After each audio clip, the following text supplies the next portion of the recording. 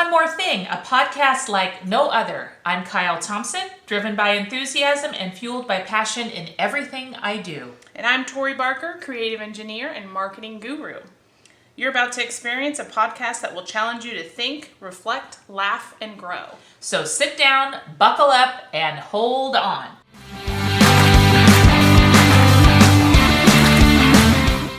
So, welcome to One More Thing. Woo, welcome. This is episode 2 What? of our podcast. I can't That is believe so it. extraordinary. I can't wait till there's zeros after that. I know. Not in followers, but just zeros after that.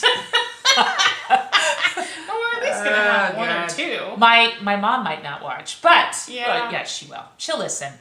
Tegan will watch. Tegan. Love you, Tegan! Tegan. He's our boy. Yes. Okay, so podcast number 2. Mm-hmm. As you know, because everybody has already listened to and watched podcast number 1, we are starting this podcast out with a quote, something that speaks to us, Yes. that we want to share with you, and hope that it resonates and inspires you as well. So Amen. I'll go first.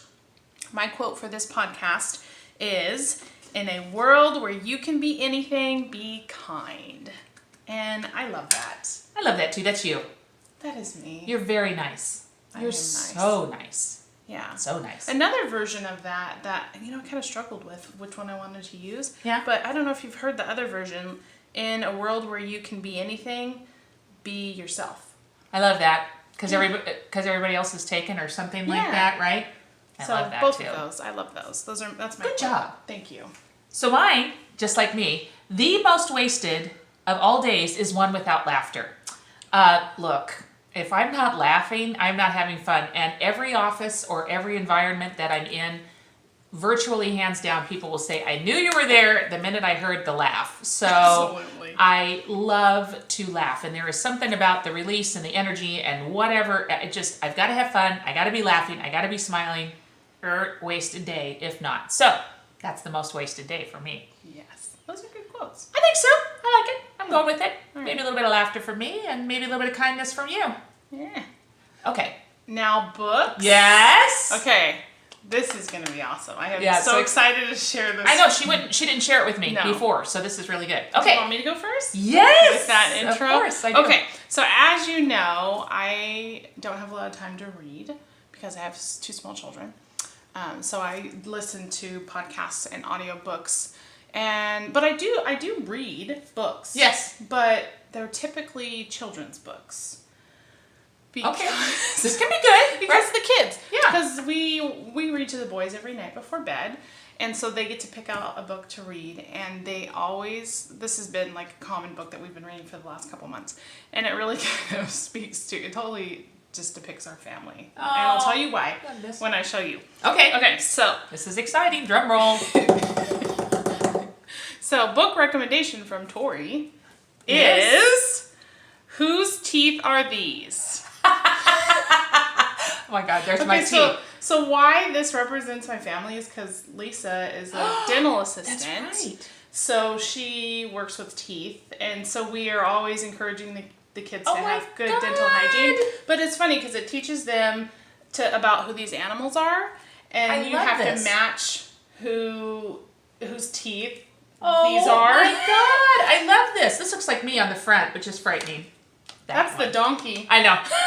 It's exactly. Yeah, exactly. So we literally read this book every night, and my 5-year-old has now gotten to the point where he's memorized it, so Oh. he reads it to us. I love that part. And so it goes through all the different animals that That's you're going to learn great. about and what their teeth look like. And Ethan's favorite is the hippopotamus. Oh my So gosh, he that's calls so it the sweet. Hippo book.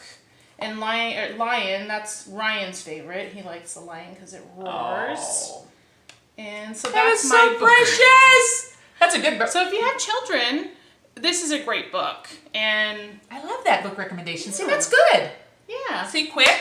Do it every night. Yes. There you go. It's now, and the boys get. That's the beauty of this. That the greatest gift I feel like I ever gave my daughter was the gift of reading, because she can be anywhere and she will pull out a book. She's not into Kindle. We're both very tactile. I think she's still that way as well, and I just can't embrace the Kindle or anything, because candidly, it really allows me to engage in a conversation with somebody who has a book. I don't know if they're watching porn or what's going on. If they just have something in front, a device, I'm like, oh, what are you reading? Oh, well, let's not go there. Okay, well then fine. But the long and short of it is, if I see a book, then I can usually say, and I got a whole bunch of books that I read as a result of being at an airport or somewhere at a coffee shop, and say, what are you reading? And it's a great way to engage in conversation with people. So That's true. Really good stuff. So this You're is not a great afraid one. to talk to people. And so I am so shy. That is so Totally shy. You. Totally me. Very I will not shy. talk to people. I'm no, not a chance. So my book recommendation is a book that I'm currently reading, but I like it so much because I picked it up. A lot of times I'll pick up books just for the title, because I think it represents me. Gonna be surprising. I'm a nonconformist, and the book that I'm reading currently is called Rebel Talent, which is why it pays to break the rules at work and play. I love that. Francesca Gino is a professor at Harvard, I believe, and she's just got some great stuff. And what I like about these authors, oftentimes they are the antithesis of who I am. So they have some, kind of quiet, kind of withdrawn, but they engage with people who might be a little bit more like me, playful, engaging, big personality, or whatever.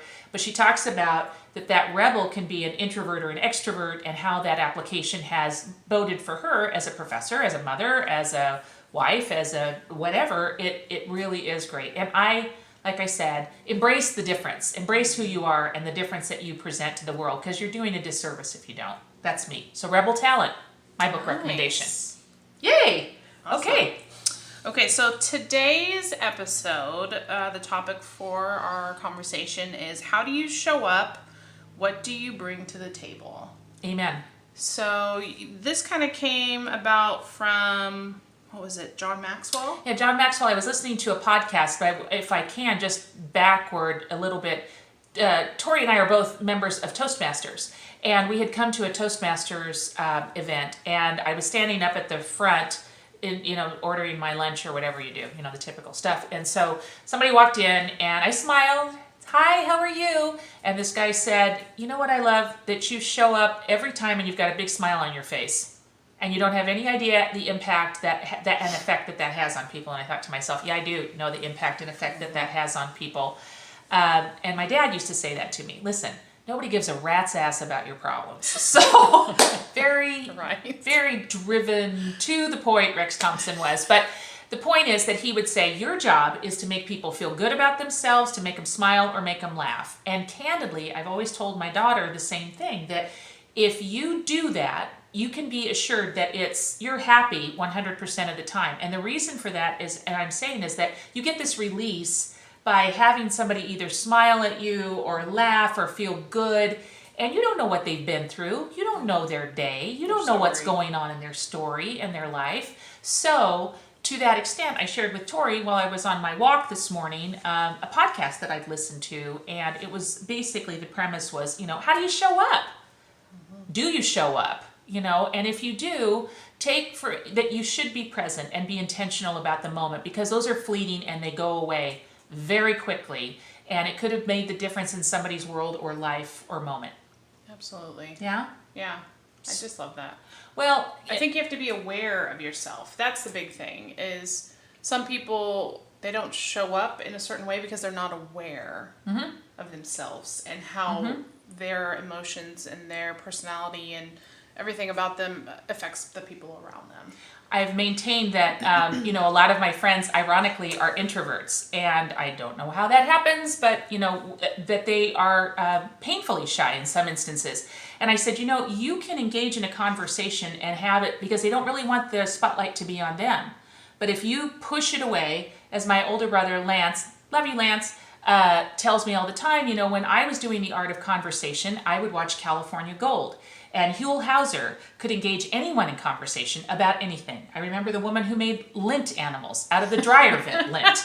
And it was like, well, when did you get started doing this? And when did that come about? And it was absolutely fascinating to watch him. And it was just a series of questions. And isn't it funny when you talk to somebody and you're asking them questions and they know virtually nothing about you, they'll leave the conversation and go, that Tori was the best conversationalist. That was the best conversation. Yeah, because you talked about yourself the whole time.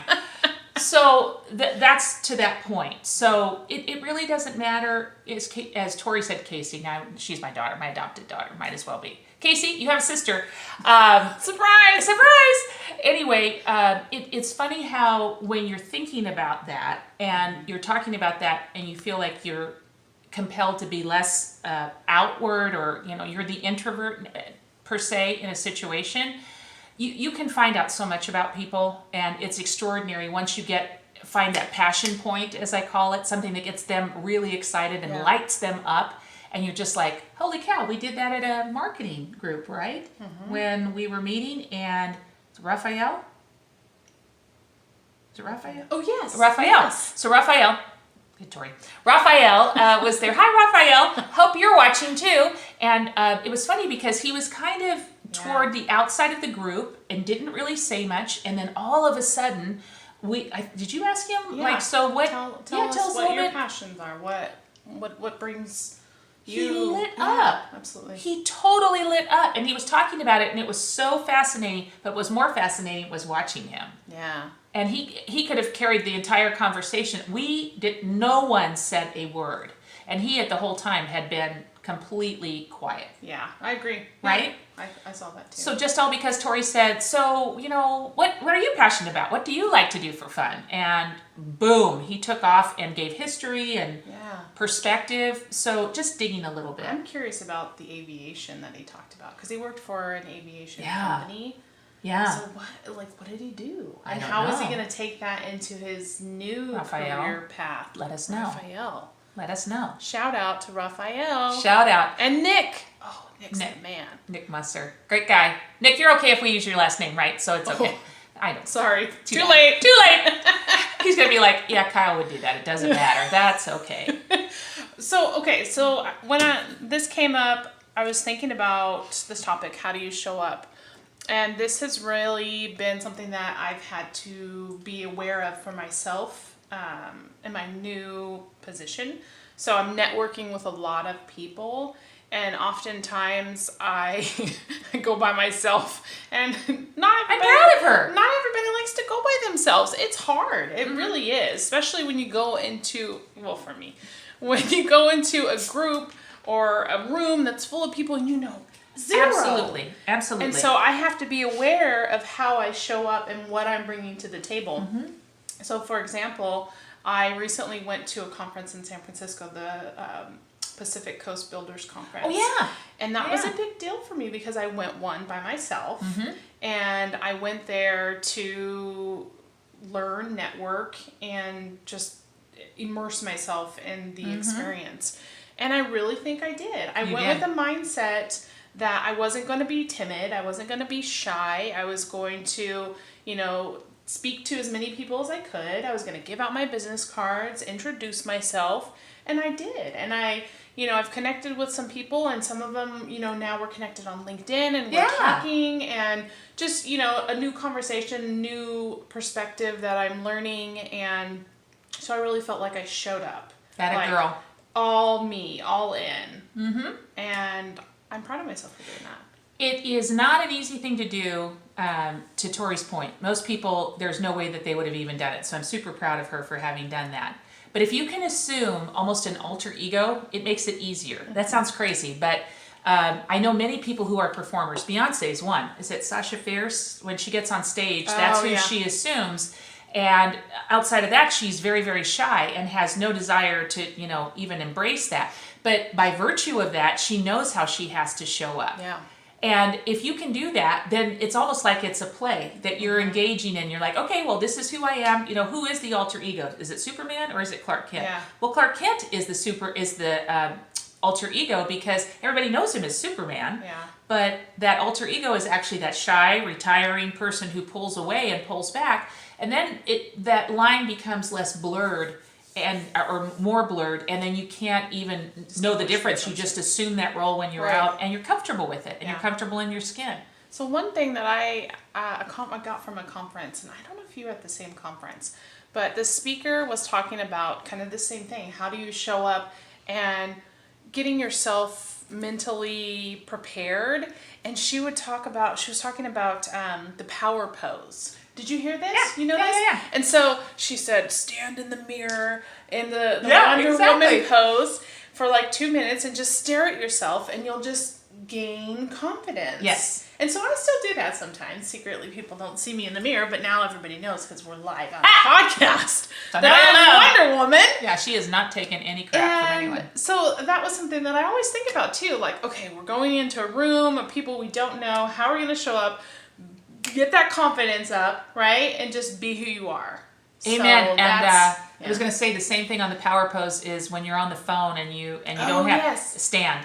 Because And smile. and Yes. so you as you're walking around or just whatever you're doing, you have a much better position of power when you're standing up. It makes it easier. Otherwise, you can even watch people on the phone and they almost feel like they're shrinking down. But get up, be in charge. You got this. I learned early on in my career because I started kind of in customer service type stuff. Yeah. I mean, people would call in with complaints. Everybody complains, and so I'd have to take those phone calls. And oh gosh, it was like, what do I do? I would ask my manager or my mentor, how do you handle conversations or situations? And they always told me smile, because no matter what you say, when you're smiling, it comes across in a better tone just because you're smiling. So I learned that early on. Hugely. And I still do that. I have a magnet on my refrigerator that says, "I'm smiling, that should scare you enough," which sounds like I'm a little unhinged. Smiling's my Might be favorite. true. Might be true. Smiling's my favorite. Yes. So on this show up thing, John Maxwell, it was just like a 7-minute blurb that I heard this morning, which I found really interesting. There were 3 questions that were posed, and we task you to do this and think about this every day, because it is important that you do it every day, and it can be changing, ever changing. So what do you sing about? So basically, the sing is the equivalent of what makes you happy. So what makes you happy every day? What do you cry about?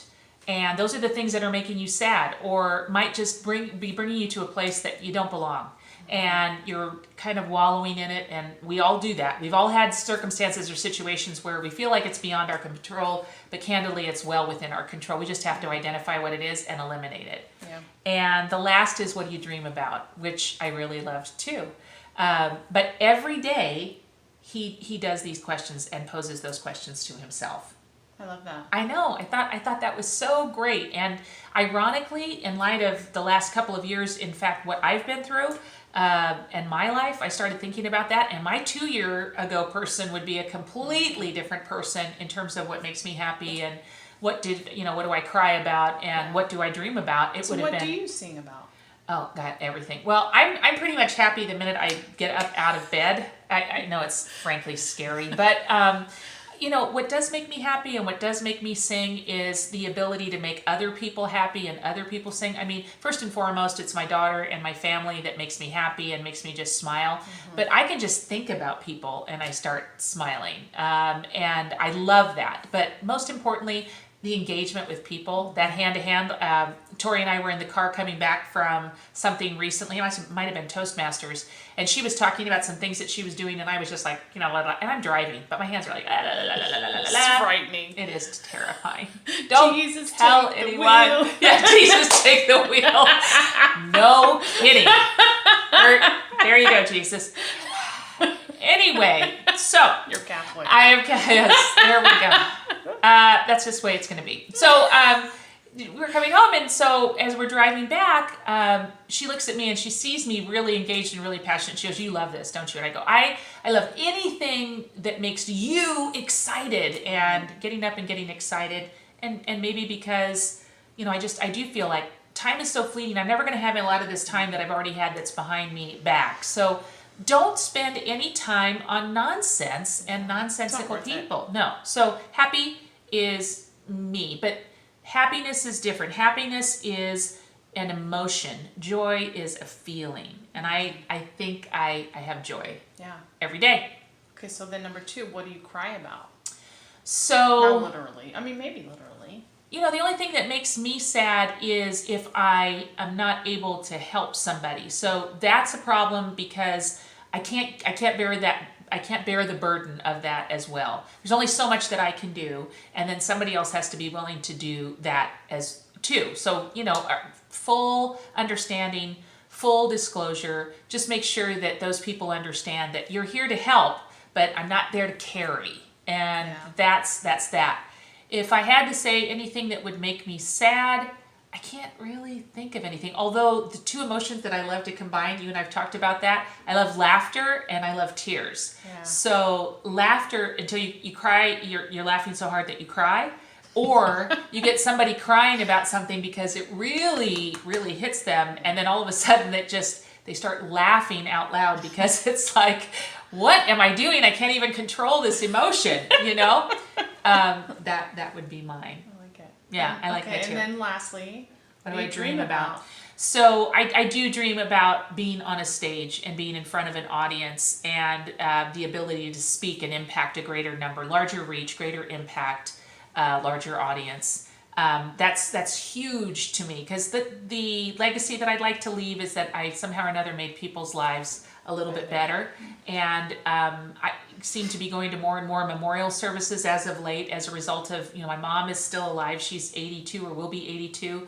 And so you talk and listen to people and the impact that they had and you're like, life well lived.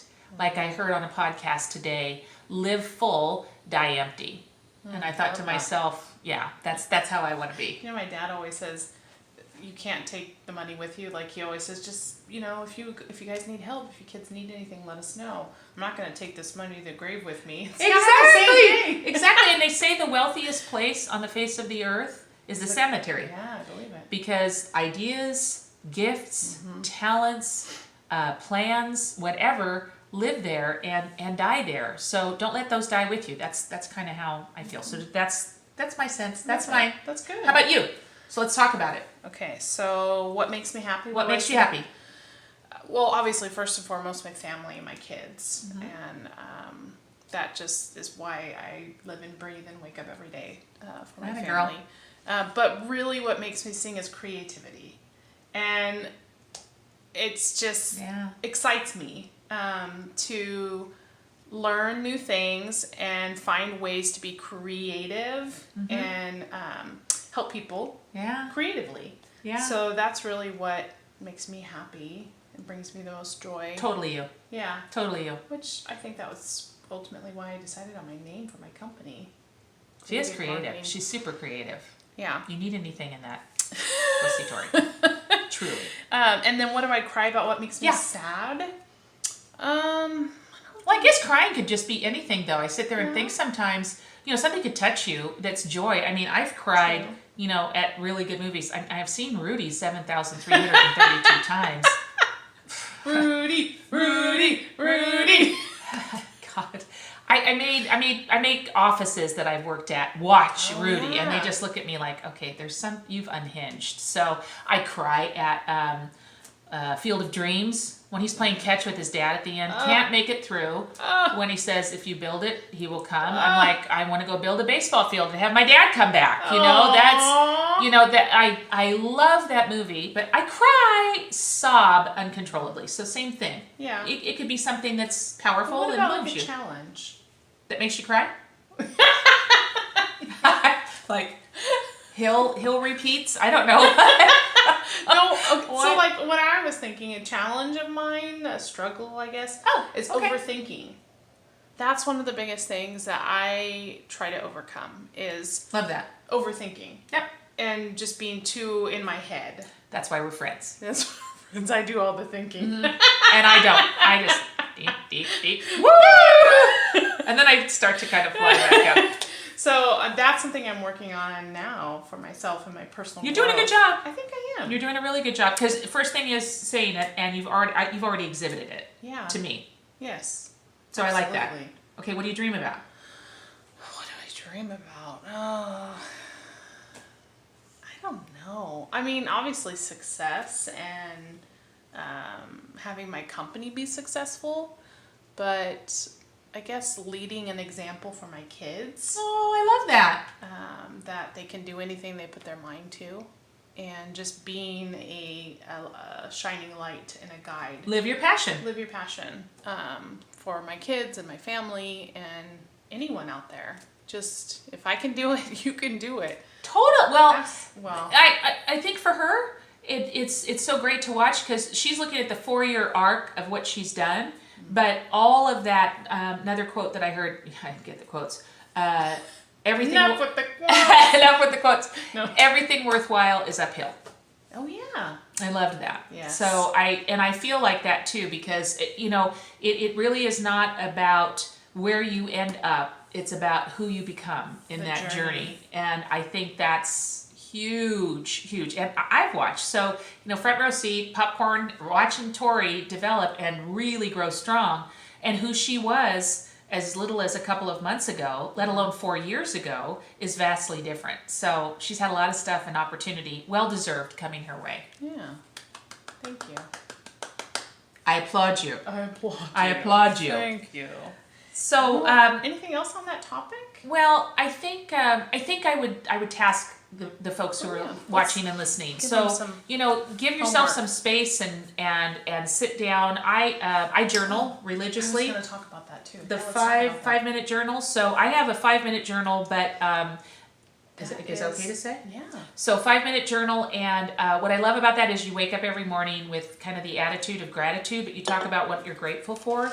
And then, things that you would like to accomplish during the course of the day, but it doesn't necessarily have to be, and it starts off that way. I want to get the laundry done, I want to, whatever. No, sometimes it can be, I want to land that big account, or I want to do really well on that presentation, or, oh, I'm so grateful for, and it could be things that you've got in mind. And then 3 amazing things that happened to you, affirmations, and I forget the last one. What would you have liked to have gotten accomplished today that you didn't? Yeah. But it's quick, and if you're not a journal person, that's a good journal. You do it every morning? Every morning. morning. Do you do it in the evening too? I do it in Like the a evening too, reflection? because the page is, what you can put in the morning and then what comes in the evening. So it's happening at both points during the course of the day. But it's funny how I'm so much more conscious of those things during the course of the day that I wasn't before. So what were you going to say about journaling? Well, I was kind of thinking the same thing. I feel like I am trying to find the right method for journaling because I want to get into it, and I'm kind of trying different ones. So what I'm doing right now is gratitude. So I'll write down a gratitude, and what you shared with me the other day that I've incorporated into this is, what am I grateful for and why? Like, I'm grateful for this because. So that's what I'm incorporating. Yeah. And then what I do is I do 3 goals. So I do my big goal, like my long-term goal, my my big, more immediate goal, and then like my daily goals. Love it. So that's what I've been doing. I love and that. It works. I think, but I don't do it in the evening, just in the morning. But that's okay. That's okay. It's all very personal, and it always kind of ebbs and flows based on where you are. I think now, as a result of journaling, I'm much more conscious of what's going on in a given day, and when I do accomplish something, it's like, woo, red letter day, got it done, or things that I got to thinking about as a result of what I wrote down. So it puts it in there. It just kind of ties into our topic of how do you show up. You in the morning, you put yourself in this mindset. You're thinking of gratitude. You're thinking of goals and passions and things that you want to achieve. So that really does come into your mindset of how you show up for the day, how you show up in work, how you show up in life. And so it just kind of sets the stage. I agree. And that's why I want to find the one that's going to work for me. So I think... Don't overthink it. Oh, gosh. Dang. That's what I'm doing. I am, huh? I'm totally overthinking it. We can all, now you'll be saying that through you'll go, don't Tori, don't overthink it. I am. And that is true, but you'll find it. And however, and the beautiful part will be I'm researching. Exactly. And analyzing. And analyzing. Journaling. Yeah. Let's see. It sounds like an oxymoron. That doesn't sound right. How does that not? Yeah, that's not measuring up. I'm going to be grateful, but let me analyze this. Stay tuned for the gratitude and the journaling thing. Stay tuned. We'll see how this works. Next time, she'll have an outline of the gratitude journal. An Excel spreadsheet. That just gives warm fuzzies. Oh my God, that just is the perfect way to do that. so I'll excited. give you guys a spreadsheet. Riveting. Please tune back in. That'll be perfect. I love it. I totally love it. Oh my God. So true. I didn't think about that. Well, I did. I did, just for that brief moment. Oh, okay. But to Tori's point, it is absolutely a matter of that. And it is all about the way that you wake up in the morning. And I get it. People need their coffee. People need whatever. Okay, that's fine. I don't need any of that. And frankly, if I had caffeine, it would be, was it Daffy Duck or the Tasmanian Devil? In fact, Taz was my nickname. And I can see that. Yes, spinning out of control and slobbering, I guess, when you stop or whatever, that goes on. But that, if you need that, that's great. But, that's the beautiful part of it is you can make it very ritualistic. And then when you do, then you're more inclined to do it. So set it up in whatever way you need to. If that's a quiet space or a coffee or whatever, just do it. That's all that we have to say. Because it will set the stage for the rest of the day. I totally agree. Absolutely. I look forward to hearing what you guys have to think about our podcast so far. Again, give us any suggestions of topics you want us to discuss. We'd love your suggestions. And think about how you show up. This one, if I can't make any other impression on you or from the two of us today, it's like, listen, there are moments in your life where you would hope that you could have recaptured a moment that you shared with somebody because it might have been the last time that you saw them. And candidly, you have no idea the difference that it makes. And especially when somebody says, because you cared and because you said something to me or because you made me feel good, my day changed. And you don't know how much that means to them. And candidly, all that matters in the world is go out and, as Tori said, be kind. I think that's favorable. And frankly, that's the legacy we all want to leave. Yes. Thank you. Thanks, guys. We'll see you next time.